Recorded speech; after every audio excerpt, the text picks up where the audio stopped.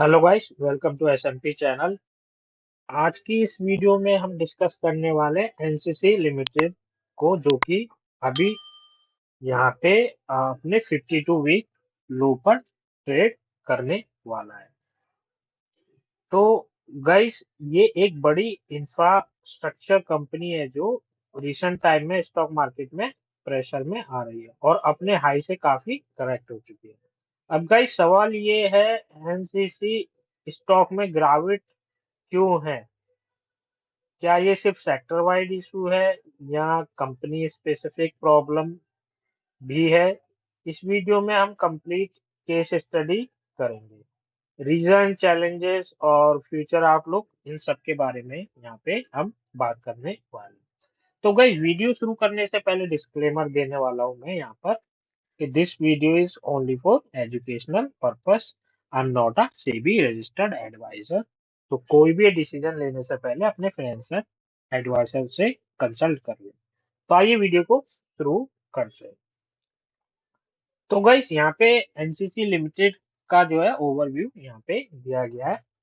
NCC limited India की एक leading infrastructure company है गाइस। आप सभी जानते हो, कंस्ट्रक्शन कंपनी है।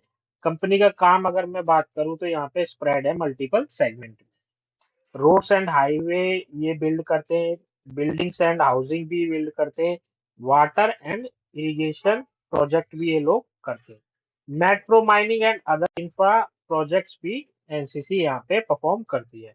एनसीसी का business largely government PSU contract पर डिपेंडेड है, जिसमें प्रोजेक्ट एग्जीक्यूशन और कैश फ्लो मैनेजमेंट बहुत इंपॉर्टेंट होता है। अगर मैं बात करूं भाई, लॉन्ग टर्म में इंफ्रा साइकिल स्ट्रॉन्ग होती है, लेकिन शॉर्ट टर्म में स्टॉक प्रेशर में क्यों आया है, चलिए इसको यहाँ पर समझते हैं। तो स्टॉक की परफॉर्मेंस और ये आखिरकार 52 वीक लो पर ट्रेड क्यों कर रहा है।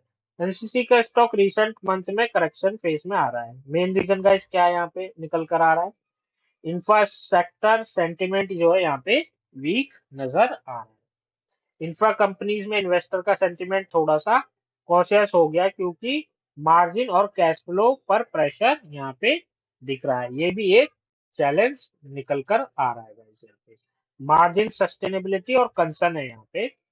राइजिंग इनपुट कॉस्ट जैसे सीमेंट, स्टील और पावर का इन प्रोजेक्ट में मार्जिन पर प्रेशर क्रिएट कर दिया है।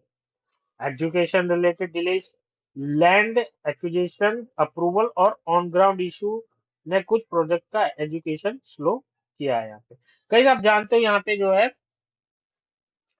जितना भी लैंड का जो भी एक्विजिशन का अप्रूवल होता है और ये सब गवर्नमेंट पे डिपेंड करता है, तो इस कारण से भी यहाँ पे प्रोजेक्ट में यहाँ पे डिलेस होता है। वर्किंग कैपिटल्स भी यहाँ पे थोड़ा सा कंसर्न पैदा कर रहा है। इंफ्रा कंपनीज में पैसा फंसना कॉमन है गाइस, क्योंकि आप जानते हो कि इनका जो रिसीवेबल साइकिल होता है वो काफी लंबे टाइम के लिए चलता है। तो यहाँ पे कैपिट क्रेडिट भी काफी लेट यहाँ पे रिसीव होता है कंपनी। अब की बिजनेस चैलेंजेस क्या है गाइस, अगर मैं बात करूँ तो यहाँ पे तो कॉम्पिटिटिव बिडिंग है। यहाँ पे गवर्नमेंट जो है प्रोजेक्ट्स में एग्रेसिव बिडिंग होता है, जिससे मार्जिन यहाँ पे थिन हो जाता है, क्योंकि और भी जो कंपटीटर है वो भी बिडिंग करते हैं, उस कारण भी यहाँ पे मार्जिन जो है गिर जाता है। पेमेंट में भी डिलेस होता है, गवर्नमेंट कॉन्टेक्स्ट में जो है पेमेंट अक्सर लेट होते हैं, जिसका डायरेक्ट इम्पैक्ट कैश फ्लो पर पड़ता है। अब लॉन्ग प्रोजेक्ट साइकिल भी है यहाँ पे, प्रोजेक्ट का एग्जीक्यूशन टाइम ज्यादा होता है, इसलिए रेवेन्यू रिकॉग्निशन डिले होती है। क्योंकि गाइस यहाँ पे जो गवर्नमेंट से पर ही डिपेंडेड है ये, मेनली कंपनी, मोस्टली प्रोजेक्ट जो गवर्नमेंट से ही होते हैं, तो उनका अप्रूवल, लैंड एक्विजिशन, सारी चीजें गवर्नमेंट पे ही डिपेंड करते हैं, अप्रूवल आना, वो जो एक लॉन्ग साइकिल है। तो उस कारण से भी यहाँ पे प्रोजेक्ट डिले होता है। कॉस्ट इन्फ्लेशन, अब प्रोजेक्ट डिले होता है तो रॉ मटेरियल और लेबर कॉस्ट भी यहाँ पे अनप्रेडिक्टेबल हो जाते हैं, जिससे प्रॉफिटेबिलिटी प्रेशर में आ जाती है। अब financial issues and margin pressure की अगर मैं बात करूं तो मार्जिन रिसेंट क्वार्टर में वॉलेटाइल रहे हैं। वर्किंग कैपिटल यहाँ पे रिक्वायरमेंट जो हाई रही है। डेट लेवल जो है कंपनी का मैनेजेबल है, लेकिन मॉनिटर करना यहाँ पे जरूरी होगा। इंटरेस्ट कॉस्ट की अगर मैं बात करूं तो अर्निंग पर इम्पैक्ट करती है। मार्केट को इंफ्रा स्टॉक में क्लैरिटी चाहिए होती है, और जब क्लैरिटी कम होती है तो स्टॉक प्रेशर में आ ही जाता है। सेक्टर लेवल पे गाइस क्या प्रॉब्लम चल रही है यहाँ पे, ये सिर्फ एनसीसी की प्रॉब्लम नहीं है, पूरा इंफ्रा सेक्टर ही सेम चैलेंजेस है। गवर्नमेंट अप्रूवल स्लो होना, steel level education issues, trending slowdown in some regions, rising compliance and audit problem, economic and political cycle का भी यहाँ पे इम्पैक्ट पड़ रहा है।